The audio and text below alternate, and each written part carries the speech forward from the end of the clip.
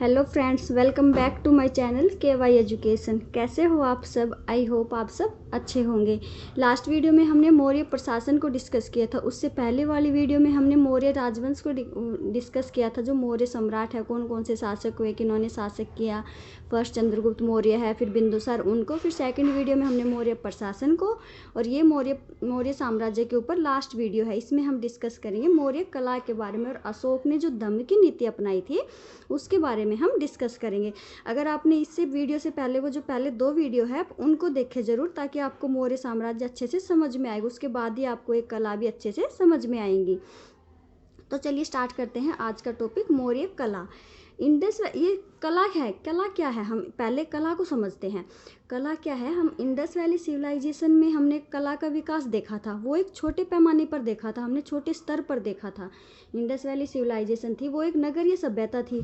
यानी हमें उसमें क्या देखा था? पक्की जो गलियां थी इंडस वैली सिविलाइजेशन में, वो पक्की हुई गलियां थी। ईंटों का प्रयोग किया गया था, वो पक्की ईंटों का प्रयोग किया था। वो नगरीय सभ्यता थी इंडस वैली सिविलाइजेशन, प्रथम नगरीय सभ्यता। तो नगर का निर्माण था, तो हमने वो कला के रूप में छोटे पैमाने पर देखा था।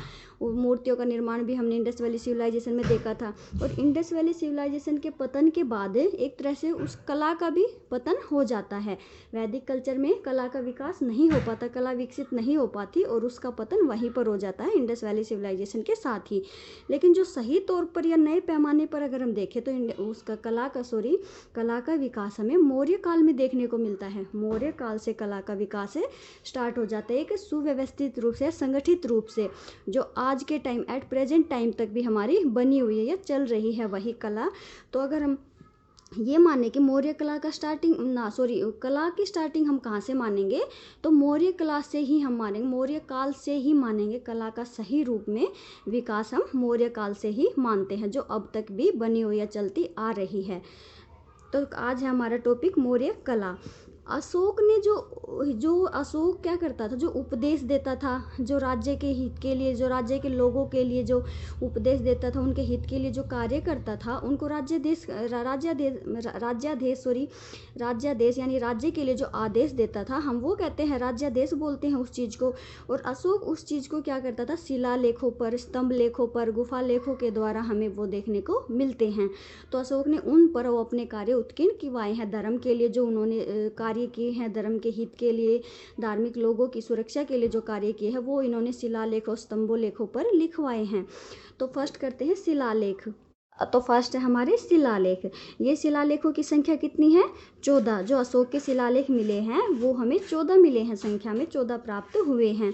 प्रथम शिलालेख में अशोक के द्वारा क्या कहा गया है? ऐसे ही है जैसे प्रथम, द्वितीय, तृतीय, चतुर्थ, तो ऐसे करके 14 शिलालेख हमें प्राप्त हुए। लेकिन यहाँ हम सभी को नहीं करेंगे, जो इम्पोर्टेंट हैं, जहाँ से क्वेश्चन होते हैं, जो इम्पोर्टेंट शिलालेख है हम उनको ही करेंगे।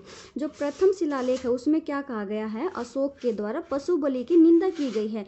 यानी पशु बलि को अपराध माना गया है, पशुओं की बलि को निंदा की गई है। हालांकि हमें ये भी पता चलता है कि जो राजकीय रसोई घर था अशोक के टाइम में, उसमें 2 मोर और 1 हिरण का मांस डेली पकाया जाता था। लेकिन पशु बलि की निंदा के बाद उसके बाद वो भी बंद हो गया था। तो उसके बाद अशोक ने पशु बलि की निंदा की है। कौन से अभिलेख में? प्रथम शिलालेख में पशु बलि की निंदा की है। फिर है चौथा शिलालेख। चौथा शिलालेख में क्या कहा गया है, क्या लिखा मिला है? बरी गोश की जगह दम गोश। बरी गोश यानी युद्ध की जगह दम, शांति की नीति अपनाने पर कहा है अशोक ने। युद्ध की बजाय शांति का मार्ग अपनाओ, अशोक ने इस बात पर बल दिया था। तो यही बात उसने अपने चौथे शिलालेख में लिखवाई है। तो जब अशोक का कलिंग युद्ध के बाद हृदय परिवर्तन होता है, तब अशोक भरी गोश की जगह यानी युद्ध की जगह शांति की नीति को अपनाता है।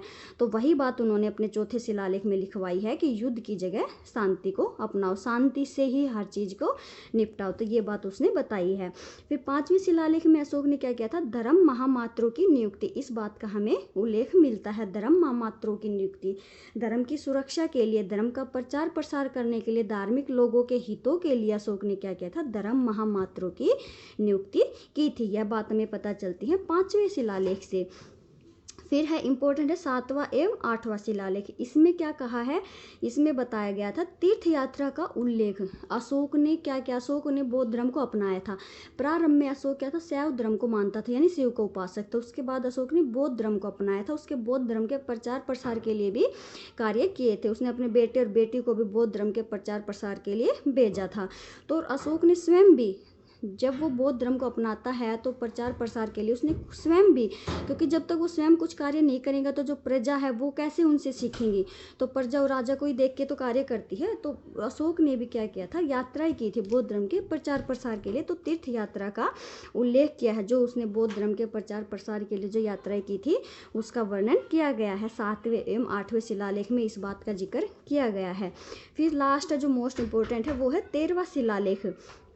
इसमें हमें क्या पता चलता है, कलिंग युद्ध एवं हृदय परिवर्तन का वर्णन।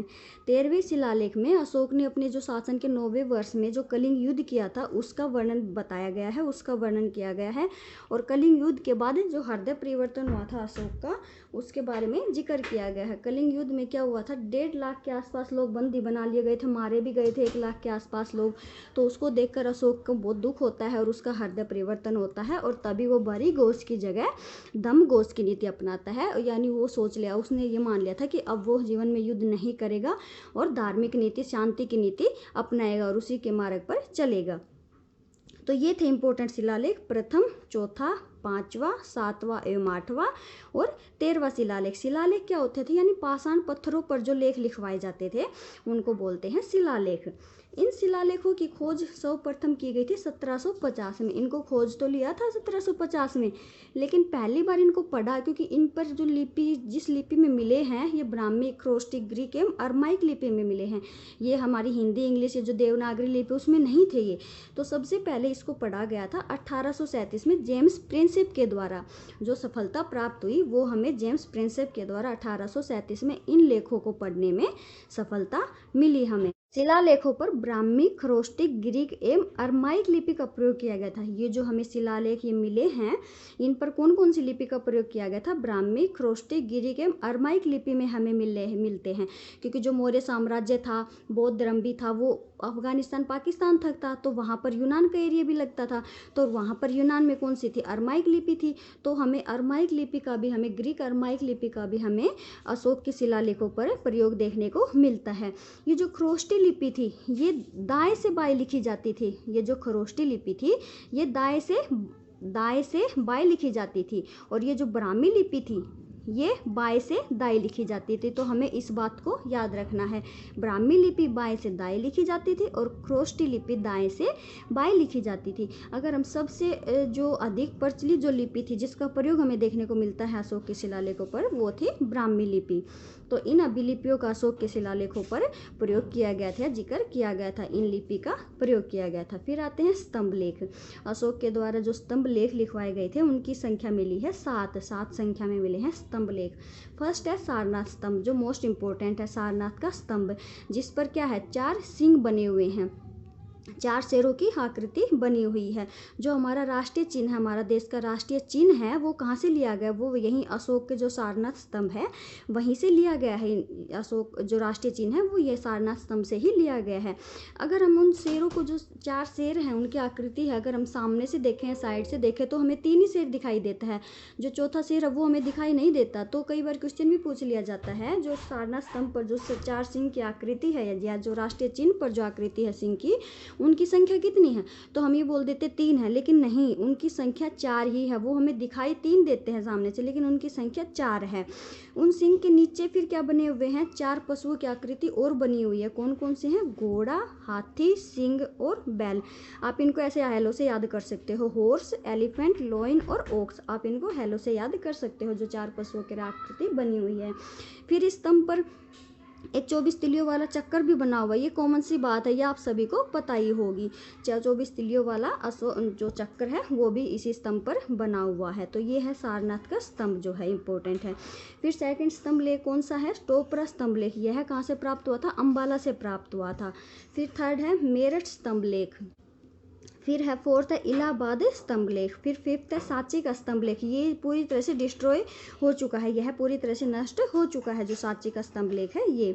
लौरिया नंदनगढ़ स्तंभ और रामपुरवा स्तंभ लेख, ये हैं लास्ट के दो। ये बिहार के चंपारण से हमें प्राप्त हुए हैं, बिहार से प्राप्त हुए हैं दो, लौरिया नंदनगढ़ स्तंभ और रामपुरवा स्तंभ। ये थे स्तंभ लेख। स्तंभ लेख क्या होते थे?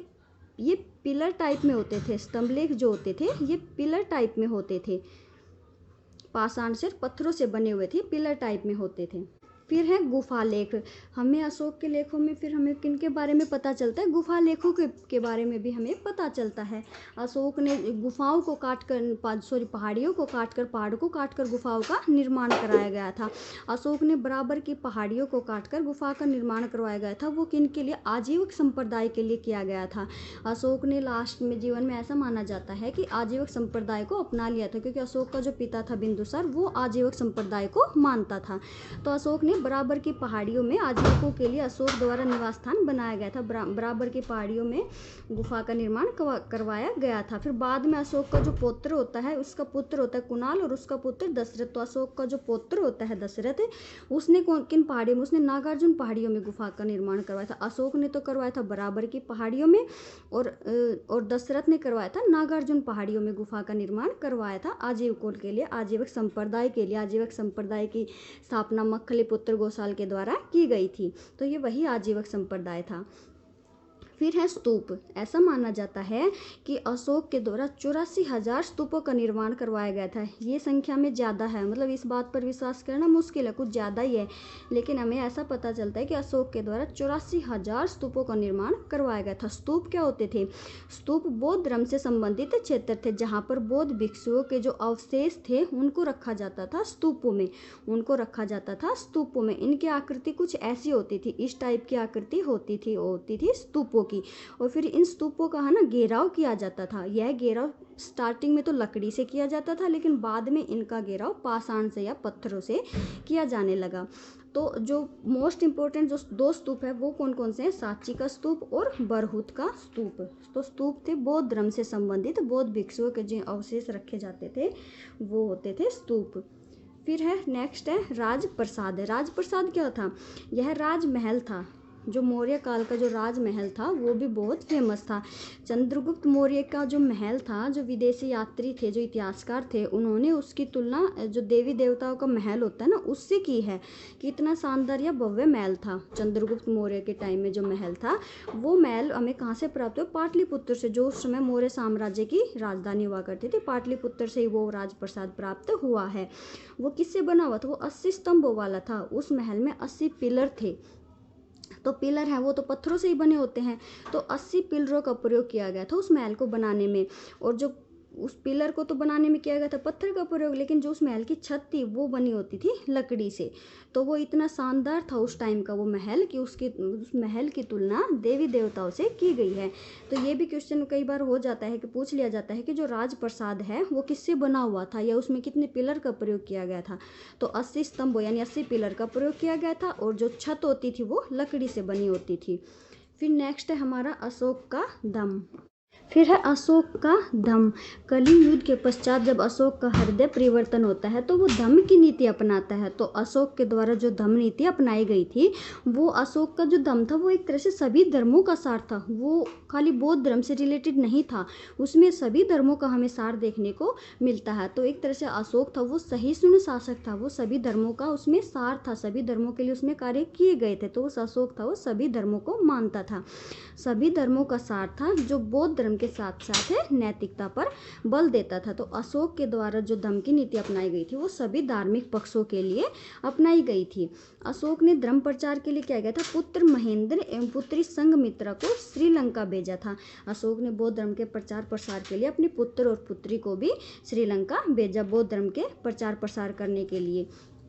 फिर अशोक के द्वारा दम महामात्रों की नियुक्ति की गई। धार्मिक सुरक्षा के लिए, धार्मिक लोगों के हितों के लिए अशोक ने क्या कार्य किए? दम महामात्रों की नियुक्ति की। फिर और अशोक ने क्या किया? धर्म प्रचार के लिए जो शिलालेख बनवाए, स्तंभ लेख बनवाए एवं स्तूपों का निर्माण भी अशोक ने करवाया। यही अशोक की धम्म नीति से हमें देखने को मिलता है। धार्मिक विश्वास उसका देखने को मिलता है। धर्म प्रचार के लिए जो उसने कार्य किए वो हमें देखने को मिलता है। शिलालेखों से हमें पता चलता है अशोक ने धर्म महामात्रों की नियुक्ति की। फिर उसके द्वारा पशु बलि की निंदा की गई। और जो अशोक ने जो तीर्थ यात्रा की है बौद्ध धर्म के प्रचार प्रसार के लिए, वो हमें शिलालेखों से पता चलता है। उसने शिलालेखों पर अपनी ये बात लिखवाई, खुदवाई, क्योंकि उस टाइम पे जो राजा होते थे, जो राज के कार्य करते थे, हित के लिए कार्य करते थे, उनको लेख के द्वारा लिखवा देते थे, छपवा देते थे। तो उसने शिलालेखों से हमें पता चलता है। अशोक ने जो तीर्थ यात्राएं की, स्तंभों से भी हमें पता चलता है।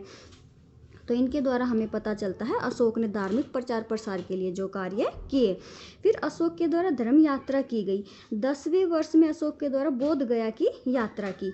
10वें वर्ष अशोक बोध गया बौद्ध धर्म के प्रचार प्रसार के लिए। 20वें वर्ष अशोक जाता है लुम्बिनी, कपिलवस्तु लुम्बिनी, जो गौतम बुद्ध का क्षेत्र है लुम्बिनी, वहाँ पर जाता है कपिलवस्तु लुम्बिनी। इसका हमें पता चलता है रुम्मनदेही अभिलेख से। इसका हमें कहाँ से पता चलता है? रुम्मनदेही जो अभिलेख है, हमें उससे वहाँ से पता चलता है। अशोक ने जो धर्म यात्राएं की बौद्ध धर्म के प्रचार प्रसार के लिए, उनका क्रम कैसा है? अशोक ने सबसे पहले कहाँ गया, फिर कहाँ गया, तो उसका क्रम क्या है? तो अशोक ने बौद्ध धर्म की जो यात्राएं की, सबसे पहले अशोक बोध गया, उसके बाद कुशीनगर में जाता है, फिर उसके बाद वहाँ से लुम्बिनी, और फिर लुम्बिनी से कपिलवस्तु, और कपिलवस्तु से सारनाथ, और फिर सारनाथ से श्रावस्ती। तो ये वो क्रम था जहाँ पर उसने बौद्ध धर्म की यात्राएं की। गया में गया से कुशीनगर, और कुशीनगर से लुम्बिनी, लुम्बिनी से कपिलवस्तु, कपिलवस्तु से सारनाथ, और फिर सारनाथ से श्रावस्ती। तो इन क्षेत्रों में जाकर अशोक के द्वारा बौद्ध धर्म का प्रचार प्रसार किया गया। अशोक के द्वारा स्वयं बौद्ध धर्म का प्रचार प्रसार भी किया गया। अशोक के द्वारा इन क्षेत्रों की यात्राएं की गई। तो ये था अशोक का दम, जहाँ पर वो धार्मिक नीति यानी शांति की नीति अपनाता है, धर्म के मार्ग पर चलता है और युद्ध नीति को छोड़कर। हालांकि कई बार ज़्यादा आवश्यक होने पर दंड का प्रावधान भी दिया जाता था। अशोक के द्वारा ये बात उसने बोली है, लेकिन उसने दम की नीति अपनाई। अशोक का दम था वो हमें क्या देखा हमने, वो सभी धर्मों का सार था। तो ये थी मौर्यकालीन कला जो आज हमने पढ़ी, डिस्कस की। आई होप आपको ये समझ में आ गई होगी अच्छे से। जो शिलालेख है वो मिले हैं अभी अशोक के 14 संख्या में, और जो स्तंभ लेख हैं वो मिले हैं संख्या में 7। अशोक के द्वारा गुफा लेखों का भी निर्माण किया गया था, यानी पहाड़ियों को काटकर जो गुफाओं का निर्माण किया जाता था। अशोक के द्वारा बराबर की पहाड़ियों को काटकर गुफाओं का निर्माण किया गया, किसके लिए? आजीवक संप्रदाय को वो दान में दी गई। फिर उसके पुत्र दशरथ ने कौन सी पहाड़ियों का निर्माण करवाया था? नागार्जुन पहाड़ियों का। जो स्तूप है वो भी हमें मिले हैं, जो 84,000 स्तूप हमें देखने को मिलते हैं। लेकिन मोस्ट इंपोर्टेंट कौन कौन से हैं? सांची का स्तूप और बरहुत का स्तूप। फिर हमने पढ़ा राजप्रसाद जो राजमहल था, और फिर था हमारा अशोक का धम। तो ये था हमारा आज का टॉपिक। ये था मौर्यकालीन, मौर्य साम्राज्य, मौर्य प्रशासन और मौर्य कला। जो मोस्ट इम्पोर्टेंट टॉपिक है, यहाँ से बहुत क्वेश्चन से पुट किए जाते हैं एग्जाम में। तो ये था हमारा मौर्य साम्राज्य, जिसको हमने पूरा कंप्लीट किया। तो फ्रेंड्स, आपको ये, आई होप कि आपको ये अच्छे से समझ में आ गया होगा। अगर आप इनको 1 या 2 बार भी पढ़ लेगो, फिर इनको पढ़ के, इस वीडियो को देख कर अगर अपनी बुक से भी आप पढ़ोगे तो आपको अच्छे से क्लियर हो जाएंगी सारी चीज़ें। और बुक से तो पढ़ना आपके लिए ज़रूरी है, क्योंकि आपकी और नॉलेज डेवलप होगी और अच्छे से समझ में आ जाएगा। तो ये था फ्रेंड्स हमारा टॉपिक। नेक्स्ट वीडियो में हम इससे आगे मौर्य साम्राज्य से अपना नेक्स्ट टॉपिक स्टार्ट करेंगे। जो मौर्य साम्राज्य के बाद कौन कौन से और मौर्योत्तर काल जो हमारा शुरू होते हैं, नए राजवंश जो स्टार्ट हो जाते हैं, वो हम पढ़ेंगे उनको नेक्स्ट वीडियो में। तो आई होप फ्रेंड्स आपको ये टॉपिक क्लियर हुआ होगा। और अगर वीडियो पसंद आए तो वीडियो को लाइक ज़रूर करना और चैनल को सब्सक्राइब कर लेना। Okay, thank you, bye.